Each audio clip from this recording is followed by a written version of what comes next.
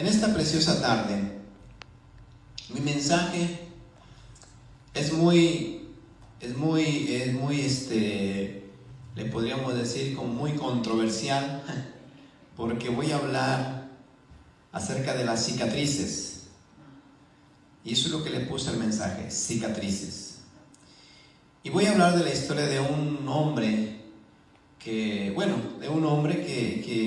me voy a basar sobre su vida para mostrar la vida de otras personas que traían cicatrices en sus vidas y que lograron superar los males que les vinieron a sus vidas y que aprendieron de ellos para no poder ver después también a sus seres más allegados, a sus seres queridos, a sus amigos, con las mismas cicatrices con las cuales quedaron marcados ellos.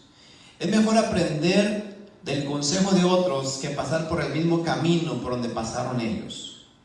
Porque eso no es un buen dicho, ¿verdad? Que nosotros tenemos muy popular, que nadie aprende por cabeza ajena, sino por la propia. No es un buen dicho, porque yo creo que el hombre sabio dice que ve el mal y se aparta. Y el necio dice que sigue en él y cae en el hoyo, donde han cavado otros para que caiga él. Y vamos a ir rápidamente a 2 de Samuel, porque es un poquito largo el mensaje, pero espero que el Espíritu Santo ya esté preparando su corazón, su mente, su espíritu. Rompemos toda atadura en el nombre de Jesús de la mente y los corazones de aquellos que nos están oyendo.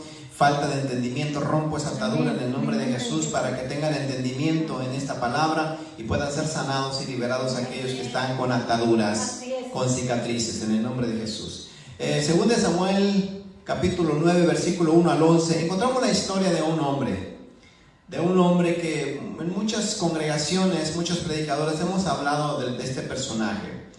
Referente al rey David, cuando el rey David ascendió al trono, él dice que había hecho un pacto, una promesa con uno de sus más íntimos amigos. Cuando él dice que jovencito lo promovieron para ser rey, Dios lo promovió para ser rey, vinieron y lo ungieron. Comenzó una lucha tremenda, una persecución.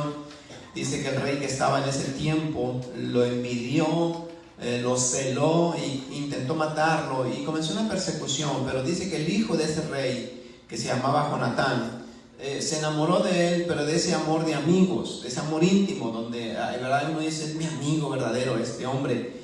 Y cuando el Espíritu, yo sé que el Espíritu Santo le hizo saber a Jonatán de que David iba a reinar en el lugar de su padre, que era Saúl, le dijo que cuando él llegara a faltar, Jonatán, que no borrara el nombre de su casa, de su familia, que no borrara, porque en aquellos tiempos de guerra, los reyes cuando ascendían al trono, si no había un sucesor, que un primogénito, un hombre, un varón, que pudiera continuar en el reinado, dice que si no había un sucesor, un hombre, un varón que pudiera seguir el reinado, entonces dice que venían y buscaban a otro que pudiera ser un rey, pero el que venía, dice que venía y acababa con toda la familia real para evitar en un tiempo futuro que quisiera levantarse alguien de la familia real pasada y querer destronar al que pusieron ahora el pueblo. Y entonces Jonatán sabía perfectamente que Dios lo había puesto a David y que podía suceder eso, de que iba a acabarse la familia del rey Saúl, iba a desaparecer. Pero dice que David, de una vez cuando ya estaba en el trono, capítulo 9, versículo 1, comienzo a leer la palabra del Señor en 2 de Samuel, capítulo 9, versículo del 1 al 11.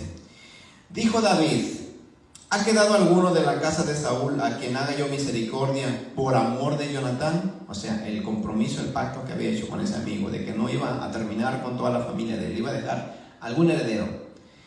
Versículo 2: y había un siervo de la casa de Saúl, que se llamaba Siba, al cual llamaron para que viniese David. Y el rey le dijo: ¿eres tú Siba? Y él respondió: tu siervo. O sea, uno de los que servían al rey Saúl antes, ¿verdad?, se había quedado todavía con David. Y pues le preguntaron si sabía él de alguien que podía ayudar a David. Y este siervo dijo que sí, se acordó que había alguien a quien podía ayudar. El rey le dijo: ¿no ha quedado nadie de la casa de Saúl a quien haga yo misericordia de Dios? Y Siba respondió al rey: aún ha quedado un hijo de Jonatán, lisiado de los pies. Cuando le dijeron Jonatán, David rápidamente se acordó que tenía un pacto, un compromiso. Entonces el rey le preguntó: ¿dónde está? Y Siba respondió al rey: he aquí está en casa de Maquir, hijo de Amiel, en Lodebar. ¿Dónde estaba? Estaba en una casa refugiado. Cuando dice casa, está hablando de una familia, porque antes las personas se reconocían por tribus. La tribu de Dan, la tribu de Manasés, la tribu de Efraín y así. Entonces todo un pueblo se reconocía por el principal, por el cabeza, el sacerdote, ¿verdad? El que comenzó esa tribu. Entonces cuando decía en casa de Maquir, hijo de Amiel, o sea que Amiel pertenecía a la casa de Maquir. Y entonces, ¿verdad? Él dice que tenía a este hombre, a Mefiboset, lo tenía, el hijo de Jonatán estaba ahí. Pero mire la historia de este muchacho, yo creo que todos la conocemos, ¿verdad? A lo mejor van a decir: el hermano va a hablar de este hombre. No voy a hablar mucho de este hombre, se va a dar cuenta usted a dónde el Espíritu Santo nos va a llevar. Entonces dice, está allá, en casa de Maquir, hijo de Amiel, en Lodebar. Lodebar también entendemos que tiene su significado, es una tierra seca, árida, no había pasto, no había vegetación, los animales se morían. Entonces era difícil vivir ahí, era una tierra de muerte. Entonces envió el rey David y le trajo de la casa de Maquir, hijo de Amiel, de Lodebar. Y vino Mefiboset, hijo de Jonatán, hijo de Saúl, a David, y se postró sobre su rostro e hizo reverencia. Y dijo David: Mefiboset. Y él respondió: he aquí tu siervo. Y le dijo David: no tengas temor, porque yo a la verdad haré contigo misericordia por amor de Jonatán tu padre, y te devolveré todas las tierras de Saúl tu padre, y tú comerás siempre a mi mesa. Y él, inclinándose, dijo: ¿quién es tu siervo para que mires a un perro muerto como yo? Mire qué identidad tenía Mefiboset. Tenía una identidad de perro, que nadie lo quería, cualquiera lo pateaba. Entonces el rey llamó a Siba, siervo de Saúl, y le dijo: todo lo que fue de Saúl y de toda su casa, yo lo he dado al hijo de tu señor. Tú pues le labrarás las tierras, tú con tus hijos y tus siervos, y almacenarás los frutos para que el hijo de tu señor tenga pan para comer. Pero Mefiboset, el hijo de tu señor, comerá siempre a mi mesa. Y tenía Siba 15 hijos y 20 siervos. Y respondió Siba al rey: conforme a todo lo que ha mandado mi señor el rey a su siervo, así lo hará tu siervo. Mefiboset dijo el rey: comerá mi mesa como uno de los hijos del rey. Qué preciosa historia. Este hombre no tenía identidad, porque se consideraba no ya como un humano, sino como un perro. Y cuando llegó ante el rey, un lugar lujoso, un lugar prestigiado, y que el rey le diga: todavía te vas a sentar a mi mesa, él se sentía indigno de estar ahí. Pero hay que saber, ¿verdad? La historia de Mefiboset es un poco complicada. Mefiboset no se llamaba Mefiboset. Mefiboset tenía otro nombre. Mefiboset tenía otro nombre diferente. Se llamaba Merib-Baal. Ese es el nombre que le puso Jonatán, su hijo. Dice en honor a Baal, al dios Baal. Fíjense cómo todavía los dioses en aquellos tiempos no podían quitarlos de ahí del pueblo de Israel. Y cuando él llegó a la tierra a esta tierra de Lodebar, dice que los del pueblo todos le cambiaron el nombre y le dijeron: te vas a llamar ahora Mefiboset. Y Mefiboset quiere decir el avergonzado y el que esparce, o sea, el que riega vergüenza. ¿Por qué? Porque era un príncipe, era hijo de un rey. Entonces, ¿por qué esparcía vergüenza? Porque donde quiera que iba le decían: pues no eres tú el hijo del rey, ¿qué estás haciendo aquí? Aquí solamente hay ladrones, aquí hay personas que están siendo perseguidas, aquí hay personas ociosas, aquí hay personas sí que no tienen precio para nada. Ahí llegaba pura gente sin fe, sin esperanza, porque esa tierra no producía nada, esa tierra no les iba a dar absolutamente nada. Y ahí llegó Mefiboset. ¿Cuál fue la historia de Mefiboset? Bueno, ahí mismo en 2 Samuel capítulo 4, versículo 4, dice claramente lo que le pasó a Mefiboset. Dice que estaba lisiado, que estaba paralítico. Una mujer por salir corriendo, ¿verdad? Cuando oyeron que su papá Jonatán y su abuelo Saúl habían sido muertos, sabían perfectamente que iban a matarlos a todos. Pero mira lo que dice capítulo 4, versículo 4 de 2 Samuel. Dice: y Jonatán, hijo de Saúl, tenía un hijo lisiado de los pies. Tenía 5 años. Un niño de 5 años. ¿Se puede usted imaginar? 5 años. Dice, de edad, cuando llegó de Jezreel la noticia de la muerte de Saúl y de Jonatán. 5 años cuando llegó la noticia, los mensajeros ahí y le dijeron, ¿verdad?, que su abuelo y su papá habían sido muertos. Y su nodriza, la mujer que lo estaba cuidando, le tomó y huyó. Y mientras iba huyendo, apresuradamente, se le cayó el niño y quedó cojo. Su nombre era Mefiboset. Le cambiaron el nombre. Fíjese, de 5 años este niño apenas empezaba a correr, o sea, estaba corriendo ya, ¿verdad? Era la alegría, tenía un futuro grande. Me imagino que la nodriza tenía órdenes de decirle, usted va a bendecir a este niño, porque este niño va a ser el próximo rey de Israel. Y nada más de repente, en unos cuantos momentos, ¿verdad?, minutos, su vida quedó frustrada de por vida. El niño, me imagino que cuando estaba allá le platicaban las historias. Mira, tu abuelo fue el rey, mira cómo estás aquí, y eres como uno de nosotros. Hasta la idea que así vas a morir, no tienes pies. ¿Quién va a poder hacer algo sin pies? Mira, nosotros tenemos pies, tenemos manos, tenemos todo, y mira, no podemos salir de estas. Y estaban en tierra muerta.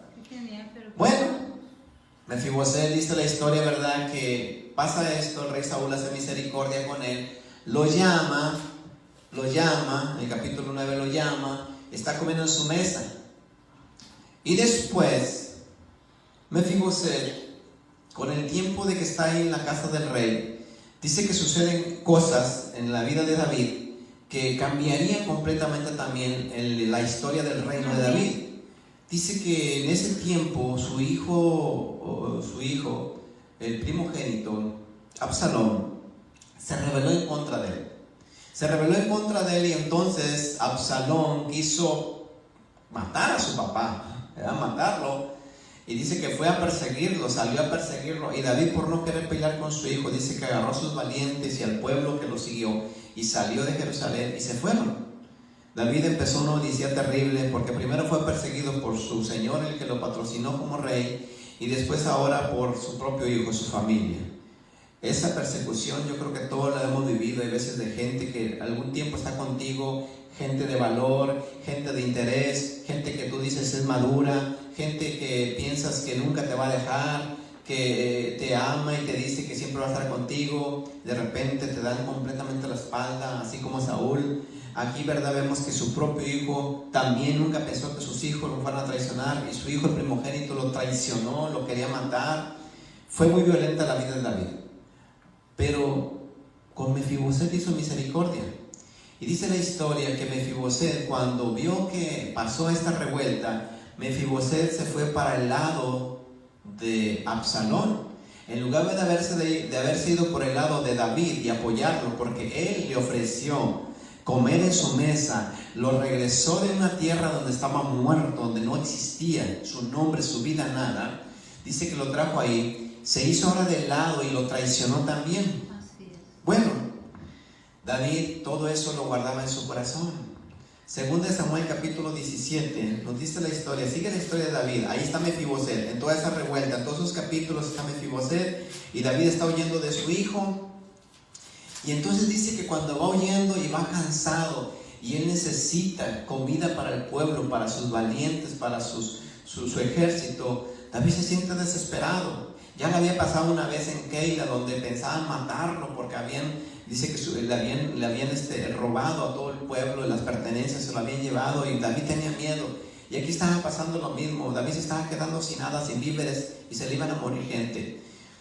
Pero en 2 Samuel capítulo 7, versículo 17, versículo 27, 28, 29, miren lo que pasa. 2 Samuel 17, versículo 27, 28, 29.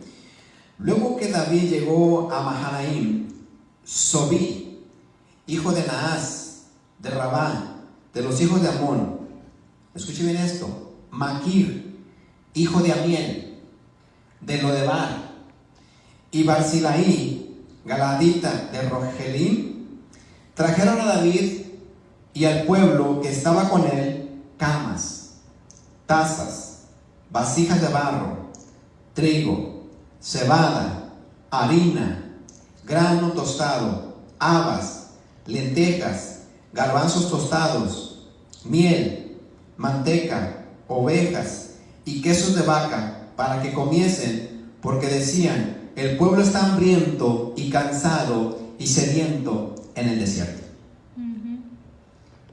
¿Cuántas cosas trajeron? Bastante. Camas, tazas, cobijas, vacas, manteca, trajeron granos. Permítame, dijeron que Maquir, hijo de Amiel de Lodebar. Lodebar, que dijimos que era una tierra seca, muerta, que no producía vacas, ganado, porque se morían. ¿De dónde agarraron ellos todo eso? Si supuestamente ahí habitaban. Dice que David, cuando iba pasando cerca de Lodebar, le salió al encuentro, ¿verdad?, estos dos hombres, la casa de Maquir y la casa de Nahás.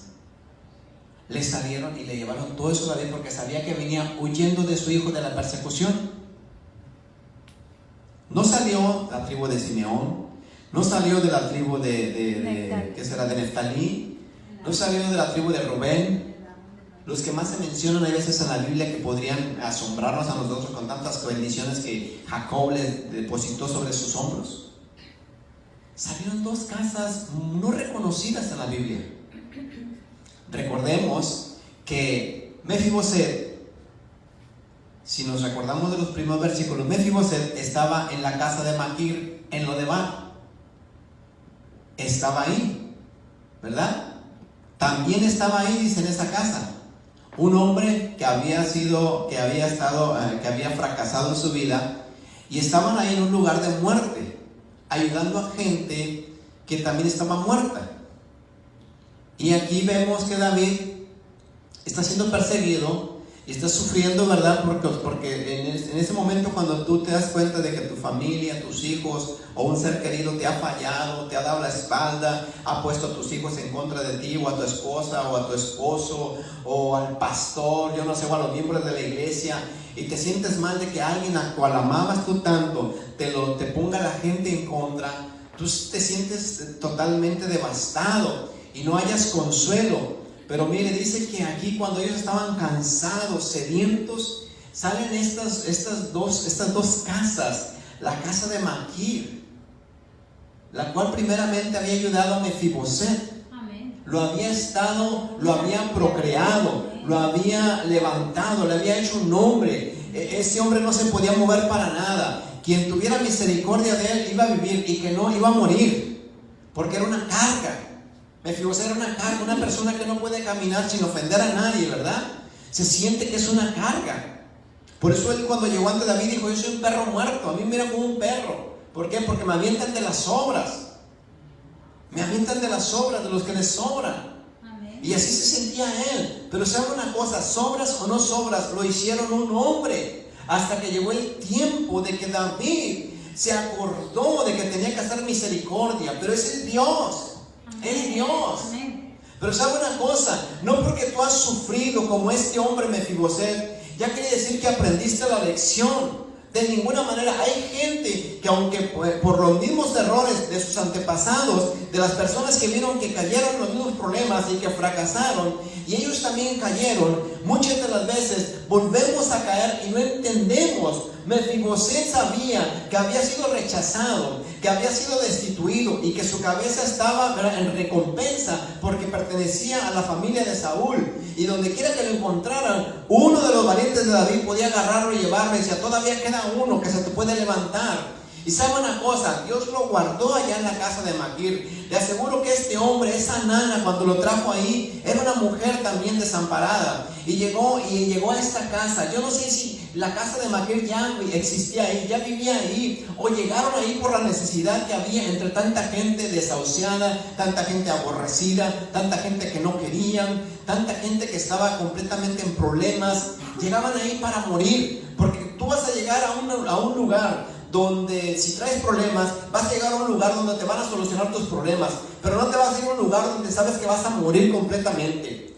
Y sabe una cosa, Dios en su infinita misericordia, le aseguro que esa casa de Maquir estaba ahí por algo, porque ellos eran un centro de refugio donde podían ayudar a los menospreciados, a los desahuciados, a los que tenían depresión, a los que nadie quería, a los que estaban lisiados como Mefiboset. Venían y los ayudaban, les daban la ayuda, lo que pocos que tenían se lo daban a ellos. ¿Por qué? Porque la casa de Maquir tiene un trasfondo. Vuelvo a repetir, tal vez nosotros pensamos, Mefiboset sufrió mucho, pero no aprendió. Hay mucha gente que cae en los mismos errores y en los mismos problemas y no aprende ni de los pasados ni de los de ellos mismos, y volvemos a caer en lo mismo, volvemos a fallarle a la gente, volvemos a seguir queriéndonos levantar. Mire, Mefiboset, cuando vio la oportunidad de decir, ahora sí puedo ascender otra vez al trono, él se metió una idea equivocada. Absalón no traía un corazón noble, Absalón traía un corazón de destruir y matar.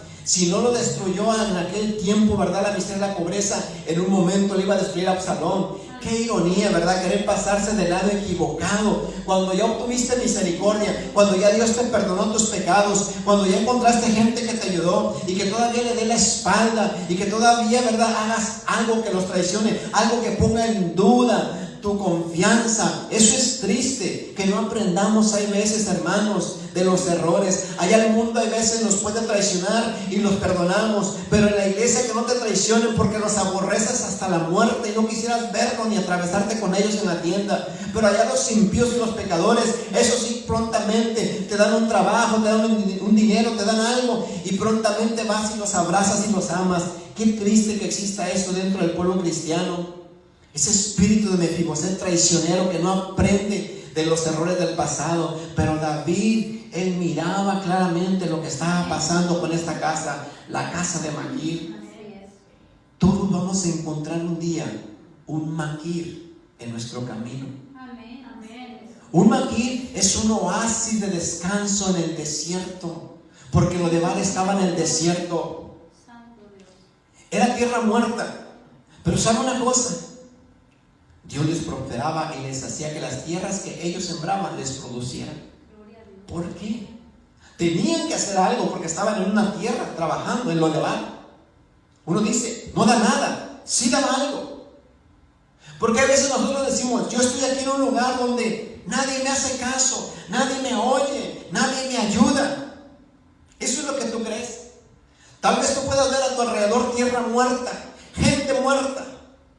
Pero lo que tú haces, Dios lo hará producir y lo hará vivir. Porque Maquir, mire todo lo que trajo. Dice que trajo lentejas, garbanzos, habas, grano tostado, harina, cebada, trigo, vasijas de barro, camas, tazas, manteca, ovejas, quesos de vaca. En una tierra muerta que decimos nosotros, lo de Baal está muerto. ¿Quién era Maquir entonces para que a ellos sí se le dieran las ovejas, las vacas, el trigo y todo lo que llevó? ¿Quiénes eran ellos? Recuerda el mensaje, cicatrices.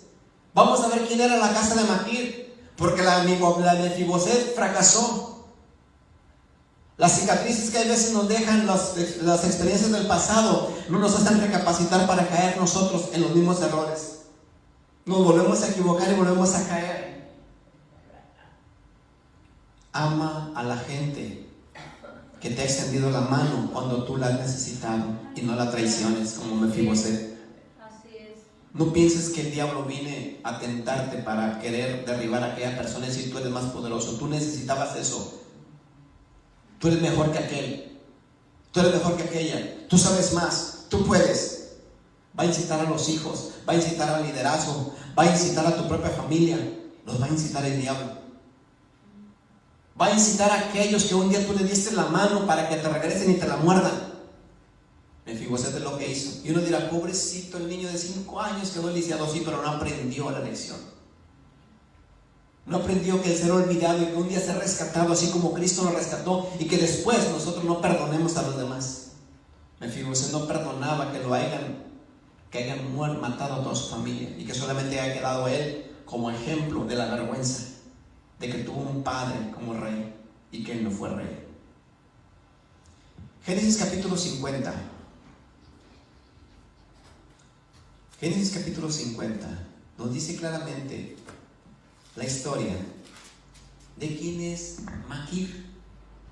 Ahí donde llegó Mefiboset, donde lo criaron, donde lo levantaron, lo hicieron un hombre, lo limpiaban, lo llevaban para allá, lo aseaban, tal vez le daban una vida ficticia de rey para que no se sintiera el mal, para no hacer lo que se deprimiera completamente.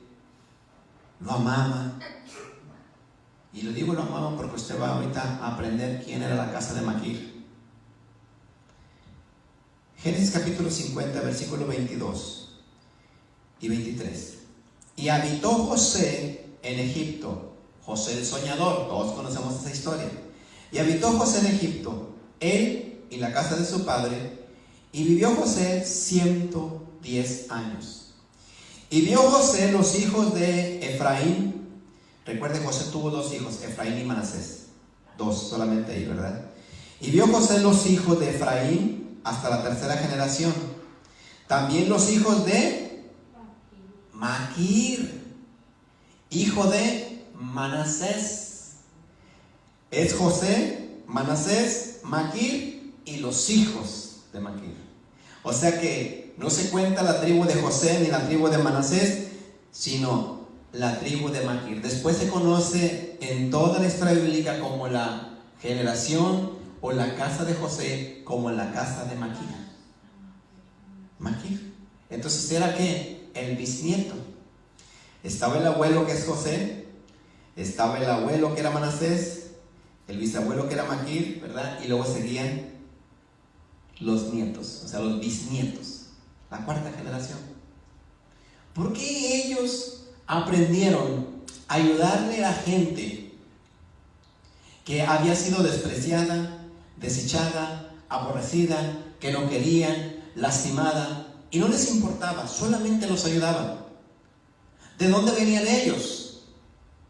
Ellos venían de un bisabuelo que les enseñó que tienen que perdonar, que tienen que amar y que tienen que ayudar, aunque a ellos no les parezca bien hacerlo, porque su bisabuelo batalló y luchó con él mismo cuando sus hermanos que lo habían traicionado, que lo habían aborrecido, que lo habían dado por muerto.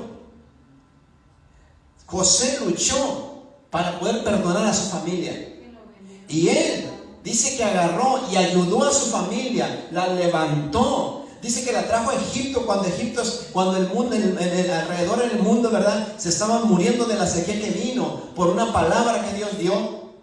Y dice que había alimento en Egipto. Y José, el soñador, el que le había dicho cuando tenía 12, 13 años a su papá: yo tuve un sueño y vi que las estrellas, el sol y la luna se postraban delante de mí. Y aún mismo Jacob decía: muchacho loco, ¿tú piensas que yo me voy a arrodillar delante de ti? Y sus hermanos le envidiaban porque decía que su padre lo tenía como el hijo consentido. Le había hecho una túnica de colores hermosa, dice. Los hermanos le envidiaban porque lo amaban más Jacob a su hijo. Era el último, era el único, ¿verdad?, de los últimos, o sea, el último niño, el último bebé que había tenido Jacob. Y dice que lo odiaban a José, lo odiaban. José fue menospreciado, José fue perseguido. Dice que cuando llegó, él pensó que llegó un alivio cuando llegó a la casa de Potifar y lo traicionan, ¿verdad? Y dice que volvió a la cárcel, y en la cárcel le reveló al panadero y al copero lo que iban a hacer, y los dos lo traicionaron también. Pero Dios dice que nunca te va a traicionar. Amén. Dios nunca te va a dejar. Aleluya. Nunca. Y dice que verdad que vino el Espíritu Santo sobre el panadero y dijo: allá hay un hombre que interpreta sueños.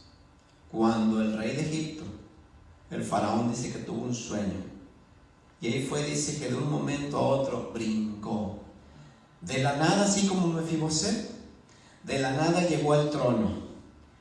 Pero José aprendió la lección y le enseñó a sus generaciones, les enseñó a sus generaciones que tenían que perdonar, amar y ayudar a la gente, porque no sabían lo que Dios iba a traer para ellos. Y miren cómo Dios lo bendijo. Este aprendió Mefiboset no aprendió porque volvió a traicionar. No perdonó. Pero aquí José perdonó. Y entonces sus generaciones traían cicatrices. Y cuando les platicaba la historia, José a sus hijos y a sus nietos, y sus nietos a sus siguientes generaciones, les fueron diciendo y les fueron enseñando: miren, esas cicatrices quedaron marcados en su tatarabuelo. Y nos enseñó claramente de que no podemos nosotros ser como ellos. No podemos nosotros pagar mal por mal. Tenemos que ayudar a la gente. Y ellos traían cicatrices. Escuchen bien eso, traían cicatrices. Cicatrices marcadas por sus antepasados que les dijeron: por favor, enséñense a ayudar, enséñense a amar y a perdonar a la gente. Ayúdenlos, porque ustedes no saben cómo vienen destrozados. Nadie ayudó a mi tatarabuelo, ¿verdad, José? Nadie, solamente Dios. Solamente Dios se acordó de él. Cuando estaba ahí en el pozo, cuando sus hermanos lo aventaron, José se quería morir, porque era un jovencito que no tenía experiencia de la vida y decía: yo quiero morir, ¿para qué vine a este mundo? Cuando lo llevaron preso y lo vendieron, José quería morir. Todos queremos morir cuando somos perseguidos. Todos queremos morir cuando las cosas nos van mal, cuando teníamos planes a futuro y de repente vino alguien o algo y se interpuso en nuestro camino y desbarató nuestros planes. Todos nos queremos morir. Todos quisiéramos, ¿verdad?, que no existiera este mundo y que nunca hubiéramos venido a este mundo. Nos sentimos lisiados como un Mefiboset, nos sentimos como un David perseguidos, pero en ese camino y en ese lugar donde dicen que está oscuro como lo de Bar, y en ese camino del desierto por donde iba David, vas a encontrar un Maquir, la casa de Maquir, un alivio temporal para que tú puedas llegar hasta donde Cristo quiere que tú llegues. Hay mucha gente, hermanos, que ha sido lastimada, pero no ha aprendido la lección. Son lastimados y cuando ya son sanados, cuando son cicatrizados, vienen y se cortan otra vez en la misma cicatriz porque vuelven a lastimar a otros.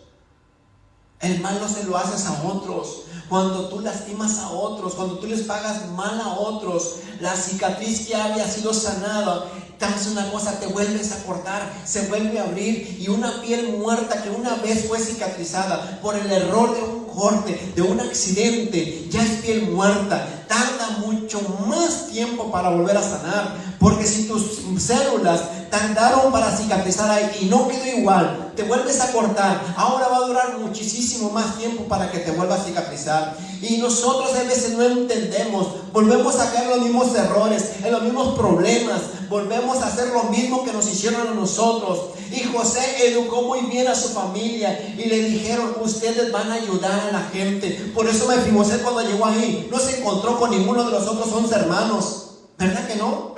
Ninguna de las otras 11 tribus se encontró. Se encontró con Maquir, se encontró con el que había sufrido, con el que lo habían rechazado, con ese se encontró.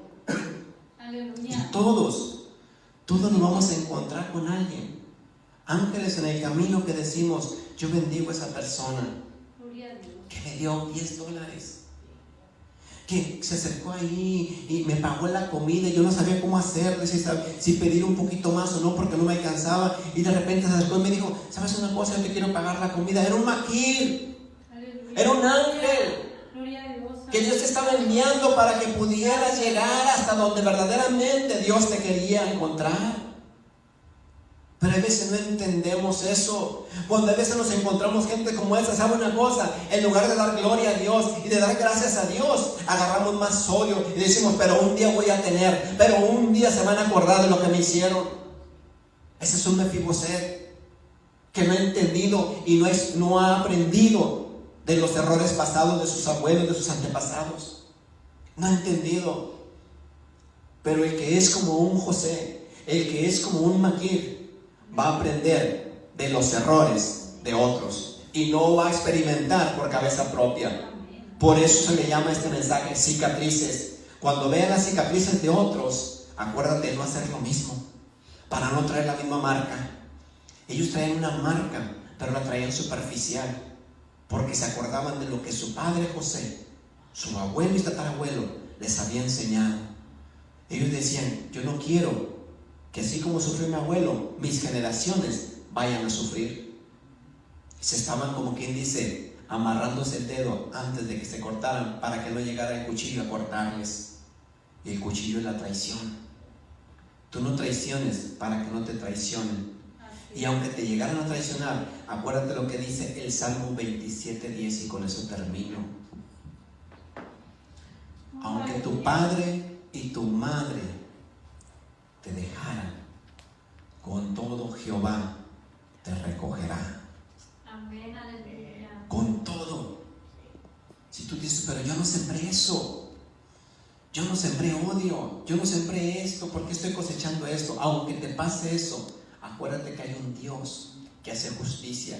Hay un Dios que te ama. Hay un Dios que te va a alcanzar ahí donde te dijo, aquí tienes que llegar. Yo te veo ahí en lo de dar. Te veo ahí donde tú dices, me cortaron las piernas, mis sueños y mis esperanzas se acabaron. Pero ahí yo envié un maquir. Ahí yo envié esa persona. Ese que tú dices, ay, me trajo un plato de comida. Ay, fíjate que vino y me vino a visitar. Me trajo esto, me trajo el otro. O vino a la iglesia de repente, ¿verdad? Cuando tú dices, ay, no viene nadie, y de repente vino y te visitó. ¿Sabes una cosa? Es un maquir que Dios está enviando, un tiempo de refrigerio para que puedas verdaderamente algún día llegar al verdadero descanso al cual Dios nos quiere traer.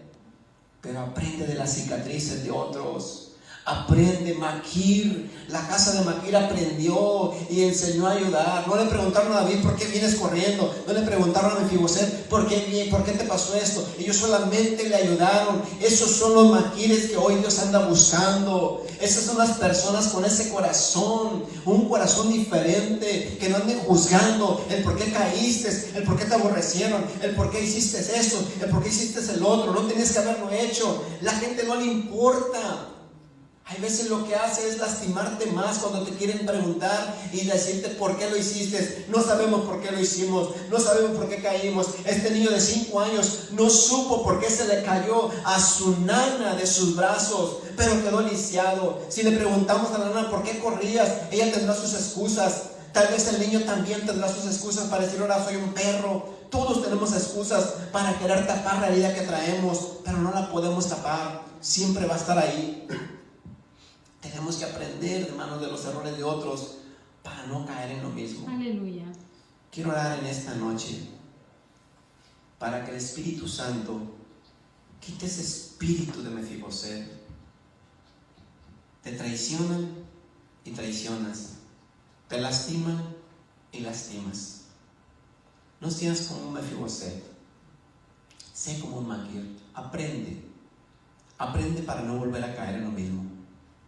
Y mira que Dios va a bendecir tu tierra. Ahí donde tú estás, bendijo la tierra de Maquir. Todo le producía. Aleluya. Todo.